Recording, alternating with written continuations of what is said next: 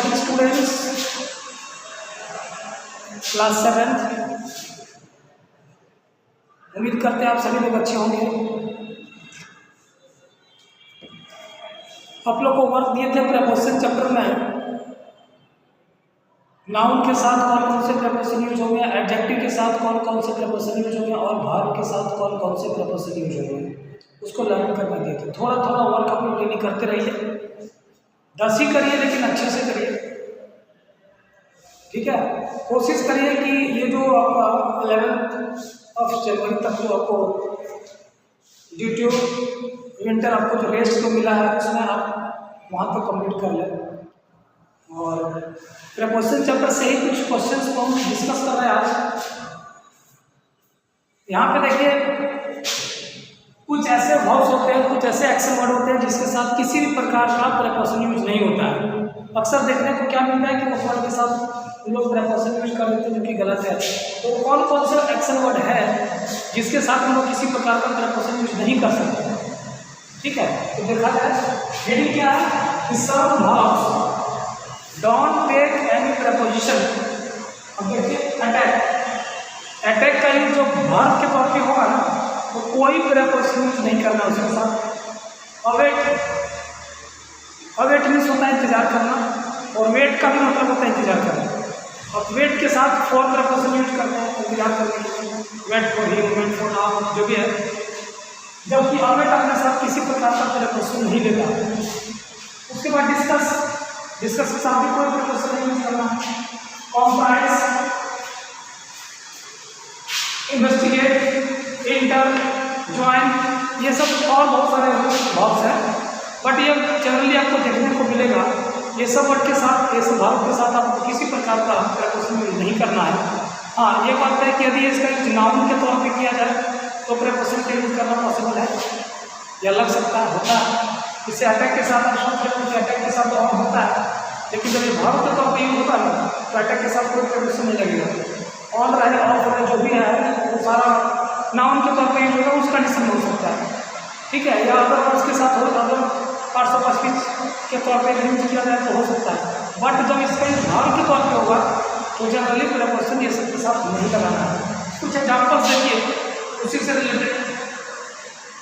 I don't want to discuss about this topic, I don't want to discuss about this, मैं इस topic के बारे में बातचीत नहीं करना चाहता। देखिए डिस्कस यहाँ पे क्या काम हो रहा है, वर्ब के साथ क्या आता है, टू के साथ गिवन, और यहाँ पे गिवन यूज किया गया है, फॉर के साथ क्या वर्ब यूज किया गया है, जो कि रॉन्ग। डिस्कस के साथ किसी भी प्रकार का प्रीपोजिशन यूज नहीं होगा जब इसका यूज वर्ब के तौर पे होगा। नेक्स्ट,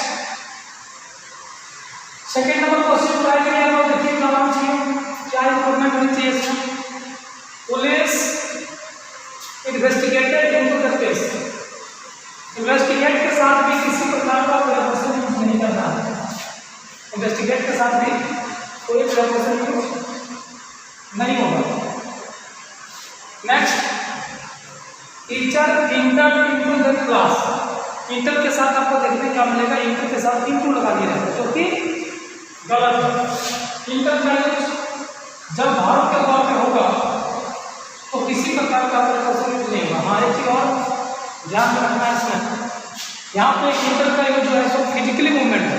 टीचर क्लासरूम में प्रवेश किए, ये फिजिकली मूवमेंट है। जहाँ पे मेंटली मूवमेंट होगा ना वहाँ पे इंटर के साथ इनटू लग सकता है। जैसे मेंटली मूवमेंट कहने का क्या मतलब हुआ, जैसे यदि ऐसे बोले कि my brother inter into politics, my brother entered into politics, तो पॉलिटिक्स में जाना, पॉलिटिक्स में जाना यहाँ पे क्या है, फिजिकल मूवमेंट की मेंटली रूप से मूवमेंट हुआ है।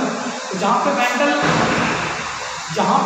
मेंटली मूवमेंट जैसा है उस कंडीशन में आप इंटर के साथ इनटू लगा सकते हैं। बट फिजिकली मूवमेंट जहाँ हो वहाँ पे इंटर के साथ कोई प्रीपोजिशन यूज नहीं होगा। इसी से रिलेटेड कुछ क्वेश्चन और डिस्कस कर लेते हैं, उसके बाद हम लोग प्रीपोजिशन चैप्टर से एक्सरसाइज 1 और 2 से कॉमन क्वेश्चंस जो है, जो चीज़ें पढ़ा दी गई है उससे हम लोग डिस्कस करेंगे, ठीक है। देखिए नेक्स्ट क्वेश्चन इसी से रिलेटेड।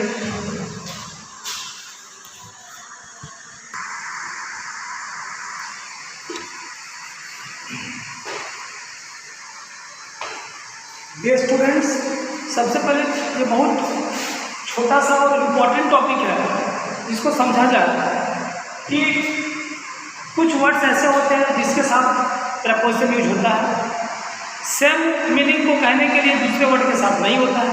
यहाँ पे देखिए बताया गया है विदाउट प्रपोजिशन, जिस वर्ड को विदाउट प्रपोजिशन के साथ जिस वर्ड का मीनिंग आप बताते हैं, उसी वर्ड का मीनिंग आप प्रपोजिशन के साथ नहीं बोल सकते हैं। कहने का मतलब हुआ, जैसे आप इन्वेस्टिगेट का मतलब क्या होता है, जांच पड़ताल करना, यही मीनिंग सेम मीनिंग देने के लिए आप इसको इनटू भी बोल सकते हैं। अब दोनों में डिफरेंट क्या है, यहाँ पे देखिए इन्वेस्टिगेट के साथ इनटू नहीं लगा, जबकि इसका वर्ब के तौर पर होगा, कोई प्रपोजिशन नहीं लेगा, जबकि लुक के साथ इनटू लगेगा। एरर स्पॉटिंग में क्या किया जाता है, इनटू द सेंटेंस में जो क्वेश्चंस पूछे जाते हैं उसमें इन्वेस्टिगेट के साथ इनटू शब्द का यूज कर दिया जाता है। तो इन्वेस्टिगेट के साथ किसी भी प्रकार का प्रपोजिशन यूज नहीं होगा। यदि इनटू का यूज किया गया है तो रॉन्ग है। इन्वेस्टिगेट के साथ नो प्रपोजिशन, सेम मीनिंग कहने के लिए look into. Second, await for, await के साथ भी फॉर का यूज किया गया है तो ये रॉन्ग है। किसी भी प्रकार का प्रपोजिशन यूज नहीं होगा अवेट के साथ, जबकि अवेट के साथ प्रपोजिशन फॉर लगता है। अक्सर देखा जाता है कि अवेट के साथ ही फॉर लगा दिया जाता है, जो कि रॉन्ग है। कॉम्प्राइज, कॉम्प्राइज का मतलब होता है से बना होना, तो यहाँ पे बना होना कॉम्प्राइज के साथ अक्सर आपको देखने को मिलेगा ऑफ, जो कि इधर वो नहीं होना चाहिए। इसी मीनिंग को कहने के लिए हम लोग लेते हैं कंसिस्ट ऑफ। इंटर, इंटर के साथ अक्सर इनटू शब्द का यूज कर दिया जाता है, इनटू प्रपोजिशन लगा दिया जाता है, जो कि गलत है। इंटर के साथ किसी भी प्रकार का प्रपोजिशन यूज नहीं होगा, जबकि इसी मीनिंग को कहने के लिए आप प्रपोजिशन ले सकते हैं। Inter that means come into, यदि आप कम इनटू कहते हैं तो कम इनटू के साथ किसी प्रकार का प्रपोजिशन यूज नहीं होगा। सॉरी, इंटर के साथ किसी प्रकार का प्रपोजिशन यूज नहीं होगा, जबकि कम के साथ इनटू लगा सकते हैं सेम मीनिंग को कहने के लिए। डिस्पाइट, ये बहुत इंपॉर्टेंट है, ये कॉम्पिटिटिव एग्जाम में भी पूछे जाते हैं, जैसे एसएससी वगैरह का या बैंकिंग वगैरह की एग्जाम होती है, ठीक है, वहाँ पे भी देखने को मिलता है। आपके मिशन सैनिक स्कूल में भी यदि प्रपोजिशन से रिलेटेड क्वेश्चन उठाया जाता है तो इससे रिलेटेड आपको क्वेश्चन दिख जाएगा प्रीवियस क्वेश्चन से। तो यहाँ पे डिस्पाइट के साथ किसी भी प्रकार का प्रपोजिशन यूज नहीं होता। अक्सर देखने को क्या मिलता है कि डिस्पाइट के साथ प्रपोजिशन ऑफ लगा दिया जाता है, जो कि गलत। डिस्पाइट के साथ नो प्रपोजिशन, इसी मीनिंग को कहने के लिए इन स्पाइट ऑफ, क्या होता है इसका मीनिंग, इन स्पाइट या डिस्पाइट ऑफ का मतलब क्या होता है, के बावजूद, के बावजूद। तो in spite of equal to despite. तो ये 5 आप नोट डाउन कर लेंगे नोटबुक में, ये बहुत इंपॉर्टेंट है और आप इसको लर्न भी कर लेंगे। ये स्कूल में आने के आप लोग जब आइएगा, आगे ऊपर जब स्कूल होगी तो अब लोग आइएगा तो मैं ऐसे पूछूंगा, ठीक है, और ये देखेंगे कि कौन कौन इस चीज़ को नोट डाउन कर रहे हैं, कितने लोग समझे इस चीज़ को। अब हम लोग चलते हैं प्रपोजिशन में ही, सभी लोग बुक ओपन करेंगे जिनके पास बुक है। एक्सरसाइज 2, प्रपोजिशन चैप्टर में एक्सरसाइज 2, एक्सरसाइज 2 का कुछ क्वेश्चन आज हम लोग डिस्कस करेंगे। प्रपोजिशन चैप्टर एक्सरसाइज 2 ओपन करेंगे, उनमें से कुछ क्वेश्चन हम लोग अभी डिस्कस करेंगे।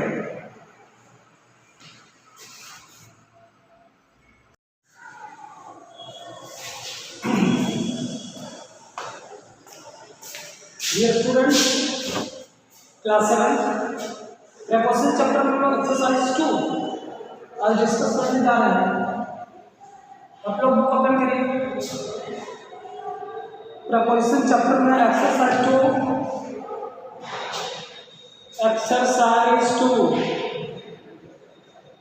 का क्वेश्चन नंबर 1।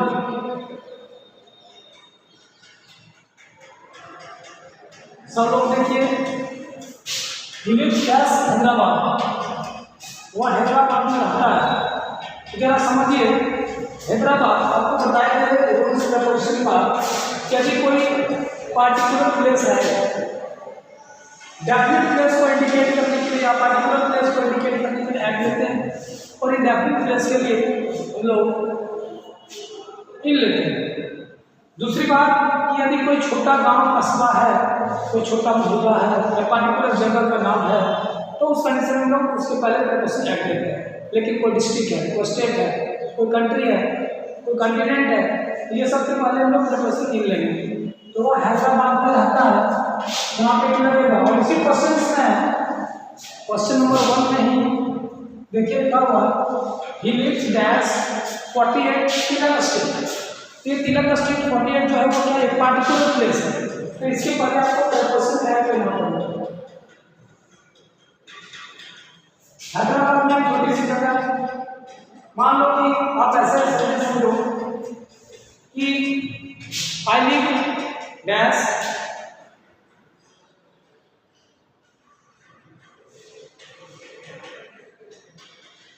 छाता चौक डैश मुजफ्फरपुर। तो मुजफ्फरपुर में छाता चौक का एक पार्टिकुलर प्लेस हुआ, तो उस कंडीशन में छाता चौक के पहले प्रेपोजिशन ऐड करेगा और मुजफ्फरपुर के पहले प्रेपोजिशन नहीं लगेगा। ठीक है, तो छोटा गाँव मोहल्ला कस्बा मेंशन किया गया तो वहाँ पर फैक्टर यूज करेंगे, otherwise. Next question number second number पर देखिए लिखा हुआ है, ये started dash 6 dash morning. That means ये कहना चाह रहा है कि वो उन्होंने 6 बजे सुबह में उन्होंने स्टार्ट किया कोई काम है जो उन्होंने स्टार्ट किया कितने बजे, 6 बजे सुबह में। तो ये पार्टिकुलर टाइम नंबर 6, तो यहाँ पे ऐड करना चाहिए। और in the morning time denoting जो क्लॉक इंडिकेट करती है, क्लॉक जो टाइम इंडिकेट करती है उसके पहले आप हमेशा ऐड यूज करें। At 6 o'clock, at 7 o'clock, at 9 o'clock या 8 PM में लिखा गया है 6 PM 7 PM, तो उसके पहले ऐड लगेगा। यदि टाइम जहाँ पे डेफिनेट टाइम है, पार्टिकुलर टाइम है, तो उसके पहले आप कंडीशन समझिए। दिन भर में सुबह कितनी बार होती है, एक बार होती है। ठीक है, अब यहाँ पे कंडीशन ये है कि 4 बजे 4 AM को भी सुबह बोलते हैं, 5 AM को भी सुबह बोलते हैं, 6 AM को भी सुबह बोलते हैं, 7 AM को भी सुबह बोलते हैं, 8 AM को भी सुबह ही बोलते हैं। तो यहाँ पे मॉर्निंग का जो टाइम हुआ एक पार्टिकुलर नहीं हुआ, बट यदि ऐसे बोलते हैं नून, तो नून मतलब क्या हुआ, दोपहर मतलब कितना, 12 बजे। तो 12 बजे एक पार्टिकुलर टाइम है, उस कंडीशन में 12 बजे के पहले आपको प्रेपोजिशन ऐड लेना पड़ेगा। 12 बजे रात मिडनाइट है, तो उसके पहले प्रेपोजिशन आपको ऐड लेना पड़ेगा। ठीक है, तो कंडीशन इसका ये है, ये 6 बजे तो पार्टिकुलर टाइम हुआ, इसलिए इससे पहले प्रेपोजिशन ऐड लगेगी। और मॉर्निंग एक डेफिनेट टाइम हुआ, इसलिए इससे पहले इन लगेगी। ये हैंग का मीन्स क्या होता है, फांसी देना। तो उन्होंने क्या किया, उन्होंने खुद को फांसी दे दिया, उन्होंने सुसाइड किया, वो खुद फांसी लगा दिया। ये hang means gas a piece of cloth. तो क्लॉथ के सहायता से, कपड़े के सहायता से उन्होंने क्या किया, वो खुद फांसी लगा लिया, उन्होंने खुद फांसी लगा लिया। हैंग का मतलब होता है फांसी देना। तो इस कंडीशन में आप लिखिए विथ प्रेपोजिशन का यूज करिए। आपको बताया था कि यदि कोई इंस्ट्रूमेंट यूजर का टचिंग पोजीशन पे है तो वहाँ आप प्रेपोजिशन विथ का यूज करेंगे। यहाँ पे कपड़ा जो है, जिस पर्सन ने फांसी लगाया वो उसके टचिंग पोजीशन पे होगा, तो यही कारण है कि इसके पहले प्रेपोजिशन विथ का यूज होगा। Next question number 4, portrait was painted dash of famous artist. एक फेमस आर्टिस्ट के द्वारा।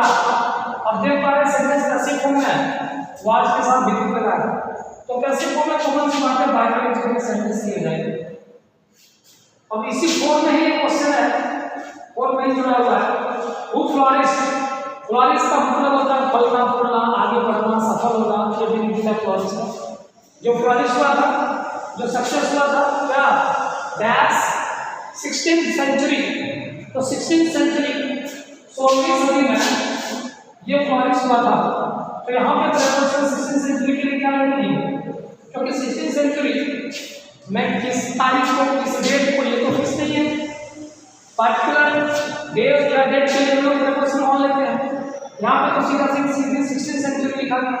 अब ऐसे बोल दिए कि वो 2010 में आया, तो क्या पता है बनाने सेंटेंस ही केम इन 2010। तो वहाँ पे क्योंकि 2010 में कब को आया वो तो पता नहीं। हाँ, 2010 में जनवरी को आया, तो बोलते हैं वो जनवरी में आया, तो ही क्या भी जनवरी, लेकिन जनवरी में कितने तारीख को आया तो फिक्स नहीं था। यदि ऐसे बोलते हैं क्या डैश 15th जनवरी, तब तब वहाँ पे 15 जनवरी पार्टिकुलर टाइम होगा, तो उस कंडीशन में पार्टिकुलर डे या डेट को बताना हो, यदि पार्टिकुलर डे या डेट को बताना हो तो हम लोग प्रीपोजिशन ऑन का यूज करते हैं। यहाँ पे क्या है, 16th सेंचुरी की बात हो रही है, इसलिए प्रीपोजिशन इन का यूज है। आई must start dash down, down का मीन्स क्या होता है, भोर का समय, सुबह का समय, अर्ली मॉर्निंग को डाउन होता है। आई मस्ट स्टार्ट डाउन, अब ये एक पार्टिकुलर टाइम है, इसके साथ आप preposition started. I must start at dawn to reach the station in time. यहाँ पे जब होता है ऑन टाइम लिखा हुआ होता है तो ज़्यादा सही होगा, ठीक है। इन टाइम का मतलब होता है समय डेफिनेट नहीं हुआ। वी शुड गो या we should reach the station in time, on time क्या होना चाहिए बताइए? We should reach the station in time होना चाहिए कि ऑन टाइम होना चाहिए? परफेक्ट आंसर होगा ऑन टाइम, समय पर। विद इन टाइम भी कर सकते हैं, विद इन टाइम समय से पहले, तो समय को यदि वेस्ट नहीं करना चाहते हैं, ठीक है, समय बचाना चाहते हैं, तो बेहतर होगा कि लोग यूज करते हैं कि पार्टिकुलर जो डेवलप टाइम है उस टाइम पे पहुंच जाए। तो उसका सही आंसर होगा we should reach the station on time, ठीक है। इन टाइम लगा के इसका मीनिंग क्या हुआ कि वो टाइम डिफरेंट नहीं है। इन का मीनिंग ये भी कन्वे करेगा यहाँ पे कि जो टाइम है उस समय में पहुंच जाए, हो सकता है उस समय में डिले भी हो जाए, ये भी बात हो सकता है। तो बेहतर यूजेज जो होता है वो ऑन लगाना है, इस जगह पे ऑन लगा होगा तो और सही होगा। तो आई मस्ट स्टार्ट यहाँ पे क्लिक करना है आपको, तो I must start at here, ठीक है। Usages of at, in, on, in और इनटू, ऑन और अपॉन, ये आप लोगों को लिखा चुके हैं, आप कॉपी में देख करके इसको एक बार लर्न कर लीजिए। और ये जो प्रीपोजिशन है, जो एडजेक्टिव के साथ यूज हुआ है और जो वर्ब के साथ यूज हुआ है, वो आप कंटिन्यू लर्न करते रहें, थोड़ी थोड़ी करके, जितनी जल्दी कंप्लीट हो जाए। और आगे एक्सरसाइज में कुछ और बनाया था, कुछ क्वेश्चन